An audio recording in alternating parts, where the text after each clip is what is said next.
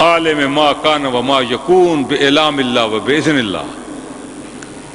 انہوں نے اپنا یہ ہاتھ آگے کیا اور دوسرا ہاتھ اپنے ہاتھ پر رکھ دیا. اپنے ہاتھ پر آپ نے دوسرا ہاتھ اوپر رکھ دیا اور سب کے سامنے فرمایا کہ یہ ہاتھ میرا ہے اور یہ ہاتھ عثمان کا ہے. یہ ہاتھ کس کا ہے؟ عثمان غنی کا ہاتھ ہے.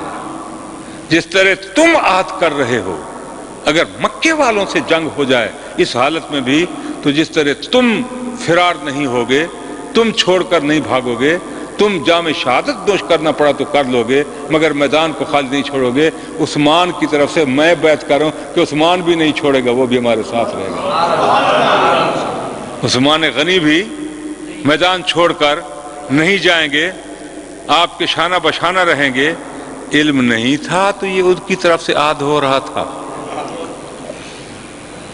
آپ خود سوچیں اگر یہی ہوتا کہ وہ تو شہید ہو گئے، ٹھیک ہے جی، اب ان کی طرف سے بیعت لینے کا مطلب کیا تھا؟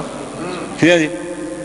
اصل واقعہ یہ ہے کہ عثمان غنی کی عظمت، ان کی شان، ان کا مقام، ان کی عزت کو اجاگر کرنا تھا، ظاہر فرمانا تھا کہ ایک عثمان کے لیے رضی اللہ تعالیٰ عنہ ہمیں 1400 جانیں بھی قربان کرنے پڑیں گی، ایک عثمان کے لیے ہم سب قربان کر دیں گے فرمایا. اور نبی پاک علیہ الصلوۃ والسلام کی شان اور عظمت کا اظہار ہونا تھا کہ جن نے بیعت کی تھی حضور کے ہاتھ پر، اللہ تعالیٰ نے فرما دیا کہ انما یبایعون اللہ، کہ بے شک انہوں نے اللہ سے بیعت کی ہے. نبی پاک کے فعل کو اللہ نے اپنا فعل فرمانا تھا اور اپنے محبوب کی شان کو اور عظمت کو ظاہر فرمانا تھا، اس لیے آپ نے بیعت بھی لے لی، بتا بھی دیا کہ عثمان غنی موجود ہیں اور وہ بھی ہمارے ساتھ ہیں. اور نبی پاک کی عظمت اور شان کو اللہ نے بھی اعلان فرما دیا کہ ان الذین یبایعونک انما یبایعون اللہ.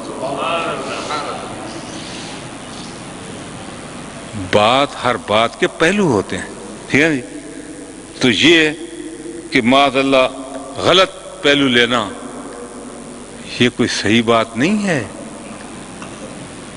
قرآن جو ہے وہ تو نبی پاک علیہ السلام کی شان میں ہی ہے، تو اس کے برعکس اگر کوئی الزام تراشی کرے گا، اس میں نقص تلاش کرے گا، تو اس کی اپنی کم علمی ہے، کوتا بینی ہے اور ان کی اپنی شکاوت ہے. ورنہ یقین فرماؤ قرآن تو سارے کا سارا حضور کی شان میں ہے، نبی پاک کی تعریف میں ہے، میرے آقا کے کمالات میں ہے. اسی قرآن کریم فرقان حمید میں اللہ تعالیٰ جل مجد الکریم نے بارہا، جیسے پہلے میں نے عرض کیا، کہ اپنے محبوب کے اقوال، افعال اور احوال کو اللہ تعالیٰ نے اپنی طرف منسوب فرمایا کہ ان کا قول میرا قول، ان کی اطاعت میری اطاعت، ان کی بیعت میری بیعت، اور ان کا کوئی فعل جو بھی ہے وہ میرا فعل ہے. بدر کی بات بھول گئے ہو؟ بدر میں کیا ہوا؟ رحمت عالم نے اونٹنی پر آپ سوار تھے اور فیض الباری میں مولانا انور شاہ کشمیری نے یہ لکھا ہے کہ بدر کے میدان میں جب نبی پاک نے ارادہ کیا کہ اونٹنی سے اتر کر آپ مٹی لیں، کنکریاں اٹھائیں زمین سے کافروں کو مارنے کے لیے، تو اللہ تعالیٰ نے اونٹنی کو حکم دیا کہ میرے محبوب کو اترنے اور پھر چڑھنے کی زحمت نہ ہو. اب اونٹ سے بٹھانا، اترنا، پھر سوار ہونا، فرمایا یہ تکلیف میرے محبوب کو نہ ہو، تو یوں کر کہ تو خود بیٹھ جا اور زمین پر لیٹ جا. اونٹنی بیٹھ گئی، زمین پر لیٹ گئی، اور میرے آقا نے اوپر سوار جو آپ تھے ان نے مٹھی بھر کنکریاں لے لی. اور پھر جب آپ کنکریاں لے چکے تو وہ اونٹنی کھڑی ہو گئی، اور جب کھڑی ہوئی تو میرے آقا علیہ الصلوۃ والسلام نے کافروں کی صف کی طرف اپنا چہرہ اقدس کر کے شاہت الوجوہ فرماتے ہوئے آپ نے کنکریاں فرمائیں اور آپ نے ان کو ماری۔ تو مفسرین فرماتے ہیں کوئی ان کی آنکھ ایسی نہیں بچی جس میں وہ کنکریاں نہ پہنچی ہوں فرمائے اور مٹی نہ گئی ہو، سب کو اللہ نے اندھا کر دیا، ان کی آنکھوں میں خاک پڑ گئی، دھول آ گئی، آنکھیں بند ہو گئیں سب کی۔